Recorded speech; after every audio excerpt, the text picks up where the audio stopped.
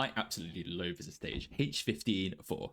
Okay, let me explain a little bit. I'm a dumb player, but I don't mind putting in the hard work. So I don't, well, I say hard work. I don't mind looking at guys to be able to figure out, oh, okay, what did I do wrong? How do I improve?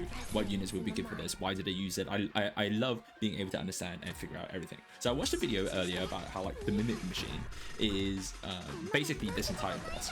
This entire floor is a really good way of being able to do a DPS check because it basically counts the number of hits that you have, which increases the bar, and then you got to make sure that every single hit does like absolutely shed load of damage, because otherwise you just run into big issues. So right here I have Opianus and Gladia basically dealing with the bottom middle and the very bottom row. Thank you very much, Kyo, for giving me that idea, along with basically explaining how you use Logos on the far left hand side and Myrtle after the Mimic Machine has gotten to the far right tile, so that it doesn't take hit. I take Monster over here to be able to help out.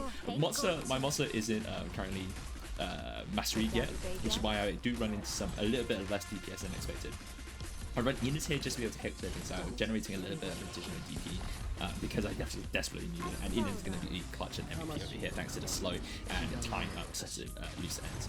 So we have Virtuosa at the bottom left hand here because sometimes Gladia, because my Gladia isn't it's an M3, it's an S1 M3. So sometimes sometimes Gladiator runs into a little bit of issue, so we have Virtuosa there just to help out, and then we throw Warper in on that tile to be able to block the spawn. So basically that's an entire job of that. So the next goal is to basically just be able to finish this up so that we can have that little shadowy orb thing. It's just taken care of beforehand, and we can also help out Opianus at the bottom bit to be able to soften it, because this Opianus is in I think it's S2 M1.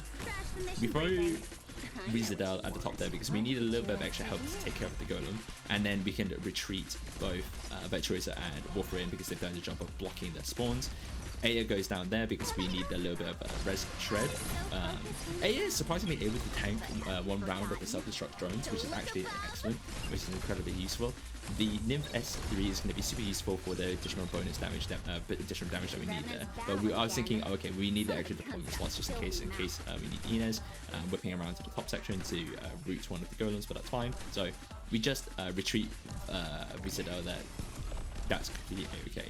We need to wait for the Mimic Machine to go past Gladia here, so we're going to wait for them to pick it up, because if we throw down Nymph too early, the Mimic Machine just absolutely slaughters Nymph because there's no healing support.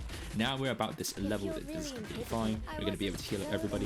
We have to heal that, otherwise the Mimic Machine is going to kill us. Virtuosa goes down, Nymph goes down. So Virtuosa has two jobs here. Number one is to be able to increase the stacks of Necrosis, and it's also to help killing the boss again for the second time.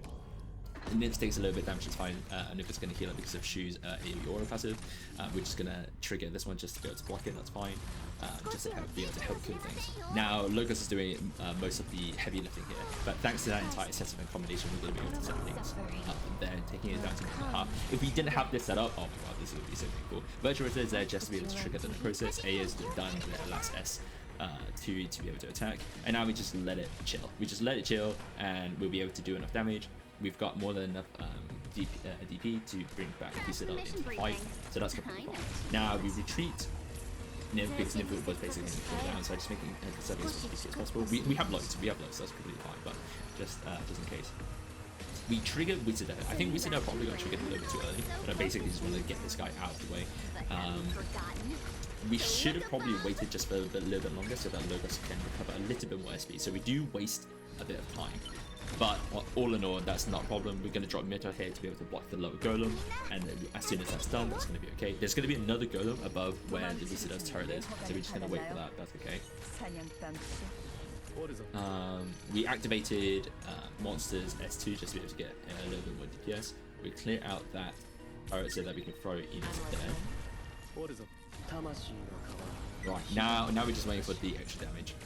Rizadel AoE actually being rejected in there. Logos retriggering the S3, that's fine. Now we have to re-fight the Mimic Machine.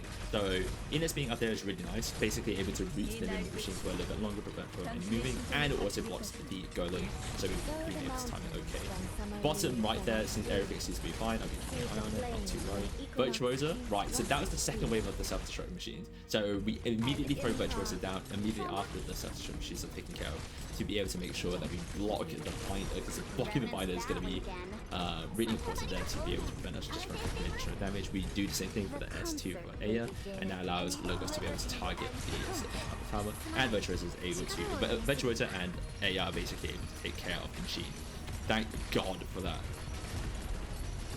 And now we're done. Oh my goodness, what an absolute pain.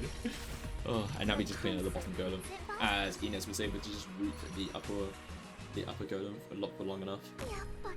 I hate this level. I say I hate it, but it's more like a love-hate relationship, where something is so incredibly difficult, it requires me to put so much effort into it. It is a hard mode variant, which is H15 and honestly, this is part of the reason why I love Arknights and why I keep on going back to the game. But oh my god, this is such a painful level. I don't even understand why I found this level so incredibly frustrating. I just know that this level is incredibly frustrating and I'm too dumb to be able to figure that out, so I just wanted to vent my emotions, honestly.